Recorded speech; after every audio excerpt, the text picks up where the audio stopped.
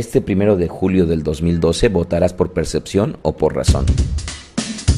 Soy un ciudadano mexicano y me pregunto, ¿votaré por un cambio o daré continuidad al gobierno? Tengo 40 años, casado, 2 hijos, pago impuestos y voy a votar. No milito en ningún partido. Lo unánime es que todos queremos lo mejor para México, pero no se vale usar frases como: yo creo económicamente que estamos muy mal. La violencia está como nunca antes. No hay progreso en el país. Hay muchos pobres sin empleo, sin tener argumentos, solo percepciones. Tal vez seré simplista, pero las encuestas de opinión se basan en 2 indicadores de molestia en la población. 1, la violencia. 2, la economía. Según consulta Mitofsky, a lo largo del año ha variado la preocupación de la población por los 2 temas. La violencia a veces está en 51% o 49% y la economía por igual. Veamos primero la economía. Económicamente, los últimos 13 años con inflación de un dígito, recuerda que en el 2000 entró el PAN a la fecha. De mis 40 años, gran parte de mi vida he vivido con inflaciones bárbaras. Solo estos últimos 13 años no. Inflación año por año desde los 80s.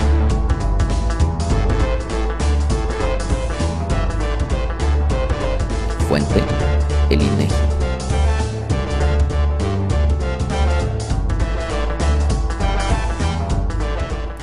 Del 2000 al 2010 se redujo en un 23% la pobreza. Para comparar manzanas con manzanas, debes tener el mismo indicador. La fuente es el INEGI. Seamos objetivos, por favor. Ningún partido ha desacreditado los números del INEGI. Recuerda que se trata de argumentos y no percepciones. Hemos vivido desde el 2008 la peor crisis mundial de los últimos 80 años. La penúltima crisis mundial fue la Gran Depresión en 1929, la cual arrastró a todo el mundo. Esta crisis no ha sido diferente y México se ha mantenido en pie. Ok, se vale que no lo creas. Ahí te van unas cifras. Hoy tenemos 4.9 de desempleados en México. Sí, es mucho. Pero ¿comparado contra quién? España 24.1, Francia 10, Italia 9.8, Alemania 5.6 de desempleo. Recuerda, México 5.9. Ok, vale, no me creas. Fuente, periódico La Razón, jueves 3 de mayo 2012. Si naciste antes de los 80s, ¿recuerdas cuando pequeño no era común conocer a mucha gente que estrenaba auto? ¿Verdad que hoy es más común conocer a gente que estrena auto? Ok, vale, me equivoco. Pregunta a tu madre cuántos amigos en tu infancia tuvieron autos nuevos. Sí, segundo problema, la violencia. Ok, pongámonos serios. Por sentimiento no podemos elegir a un gobierno, ¿verdad? Sino que debe de ser con argumentos. Hay 2 estrategias que siguen los países. 1, dar frente al narcotráfico. 2, no hacer nada. México le ha dado frente al narcotráfico. ¿Sabías que México tiene 28 muertos por cada 100,000 habitantes? Mucho, ¿no? Pero ¿comparado con quién? Venezuela, con todo y Chávez, no le ha dado frente al narcotráfico. 57 homicidios por cada 100,000 habitantes en Venezuela. Ok, México está muy mal por la violencia. Pregunto nuevamente, ¿comparado con quién? Veamos ahora cifras de países en nuestro continente de cómo se ha incrementado la violencia. 86 Honduras, 70 Guatemala, 57 Venezuela, más del 50% Puerto Rico siendo una colonia de Estados Unidos, 34 Colombia, 23 Brasil, por supuesto homicidios por cada 100,000 habitantes, recuerda que México 28. Ok, este es el panorama de homicidios en el mundo del año 2010.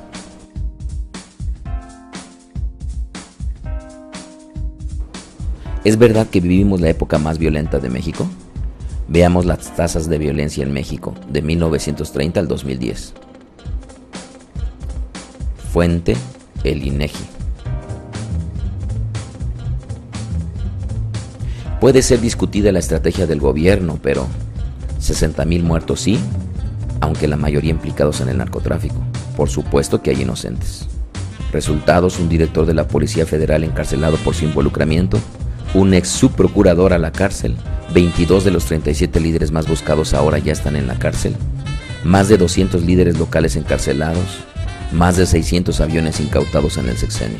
Otras vertientes, EU no ha querido hacer nada en cuanto al lavado del dinero, a pesar de la petición del gobierno mexicano. En 2005 expiró en Estados Unidos la ley que prohibía la venta de armas, lo que ha provocado un incremento de la violencia en el mundo, pero sobre todo en el continente. México ha pedido que se prohíba su venta. ¿Sabías que tenemos en México más de 1,500 grupos policíacos, municipales, estatales, federales? Imposible luchar contra el narco sin involucrar a la milicia, ¿o no? La escalada de violencia está acorde con la debilidad del gobierno. En Estados Unidos el narcotráfico no pelea con Sansón a las patadas. Pero eso sí, pensar que el presidente gobierna y manda a las más de 1,500 corporaciones es ignorar la realidad de que los estados son autónomos. Observa cómo está distribuido el poder y la afiliación política del gobernador. ¿De verdad el presidente Calderón gobierna México? ¿Eso parece? 5 de las ciudades más violentas del mundo están en México, fuente CNN. Ajá, ¿y por quién? Las 10 ciudades más violentas en el mundo: 1, San Pedro Sula, Honduras; 2, Ciudad Juárez, México; 3, Maceió, Brasil; 4, Acapulco, México; 5, Distrito Central, Honduras; 6, Caracas, Venezuela; 7, Torreón, México; 8, Chihuahua, México; 9, Durango, México; 10, Belém, Brasil. Ok, ¿y qué partido gobierna en estas entidades? Ciudad Juárez, PRI; Acapulco, PRD; Torreón, PRI; Chihuahua, PRI; Durango, PRI. ¿Y tú eres de los que piensan que la violencia es ocasionada por la pobreza? Respetable, pero la Universidad de California ha estudiado el fenómeno por años en Brasil, Colombia y México. Teresa Caldeiras, encabezando el estudio, concluyó: la violencia no es consecuencia de la pobreza, es decir, los pobres no tienen la culpa si no es el narcotráfico. ¿Está claro? ¿Somos el principal productor de estupefacientes? No. ¿Somos el principal consumidor de estupefacientes? No. Ok, entonces, ¿por qué sería el gobierno federal el culpable? Datos del PRI en el poder. Acabas de leer que 5 de las ciudades más violentas quien las gobierna es el PRI en 4 de ellas, ¿o no? Ciudad Juárez, PRI; Torreón, PRI; Chihuahua, PRI; Durango, PRI. Ahora te recuerdo las cifras de inflación de las últimas 3 décadas en México. Fuente: el INEGI. Veamos nuevamente en forma gráfica quién gobierna el país.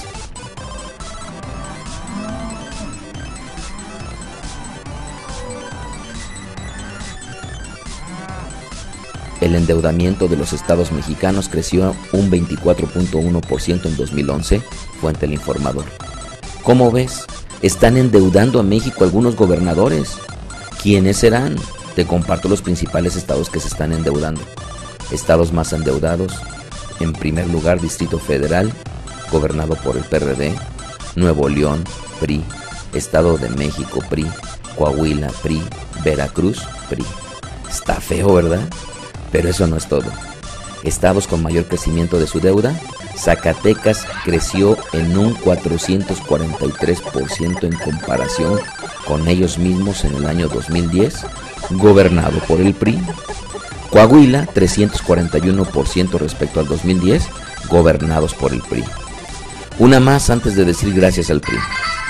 Devaluaciones de sexenios del PRI: Lázaro Cárdenas, fin de sexenio 1940, inflación 40%, devaluación 34%. Miguel Alemán Valdés, terminó en el 52, inflación 75, devaluación 78. Adolfo Ruiz Cortines, terminó en el 58, inflación 41, devaluación 44. Luis Echeverría Álvarez, 1976, inflación 126, devaluación 22. José López Portillo, 1982, inflación 417, devaluación 866. Miguel de la Madrid, 1988, inflación 4030%, devaluación 1442. Carlos Salinas de Gortari, 1994, inflación 141, devaluación 58%. Ernesto Zedillo Ponce, 2000, inflación 225%, devaluación 173, fuentes INEGI, Banjico y el SAT. Sí, que regrese el PRI. Algunos datos del sexenio del presidente Calderón: más carreteras que los 2 sexenios anteriores y más que en toda la historia de México. En el 2000, 9.7% de la población tenía acceso a crédito a vivienda. En el 2011, el 21% de la población tenía acceso a créditos con viviendas. En 1986 la deuda externa era el 60% del Producto Interno Bruto. En 2011 era solo el 9% y tenemos las mayores reservas federales de la historia. 2 veces más inversión a Pemex más que en toda la historia. La educación no está como se quisiera, pero ahora se concursan todas las plazas en lugar de la herencia de antes. Carlos Loret lo evidenció, hace falta mucho por hacer. Pero de la prueba mundial de matemáticas PISA para chicos de 15 años, México sacó 383 puntos y fue el país que más avanzó a nivel mundial. Hay que conocer que la nómina magisterial se maneja estatalmente y aunque se ha impuesto examen de calidad a los maestros, hay estados como Oaxaca, que gobierna Convergencia, que se han opuesto a ello y asimismo a que las plazas se concursen. Van 113,000 plazas concursadas en los últimos 4 años.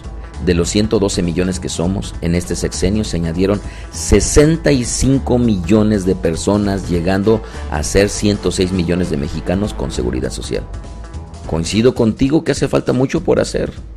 Una reforma energética, una reforma laboral, una reforma hacendaria, un impuesto al consumo para que todos paguemos, pero lo más importante, tu compromiso ciudadano. Una pregunta. ¿Sabes cuáles son tus derechos y obligaciones como ciudadano mexicano? Según el artículo 35 constitucional, tus prerrogativas o derechos ciudadanos son: 1. El voto. 2. Derecho de asociación de participación política. 3. Derecho a ser votado. 4. Tomar armas para defender el país. 5. Derechos de petición o que nuestras necesidades sean escuchadas. Según el artículo 35 constitucional, tus obligaciones como ciudadanos son: 1. Inscribirse en el registro ciudadano, es decir, sacar tu credencial para votar. 2. Alistarse en la Guardia Nacional. 3. Votar. 4. Desempeñar cargos de elección popular. 5. Desempeñar cargos concejiles del municipio, funciones electorales y de jurado. Y los políticos han hecho lo que ellos han querido. ¿Y tú? Deja de lado tu apatía. Exige que cumpla tu diputado local. Conoce tus obligaciones y ejerce tus derechos. No te dejes llevar por percepciones. Vota basándote en la razón. Este 1 de julio, ¿votarás por percepción o por razón?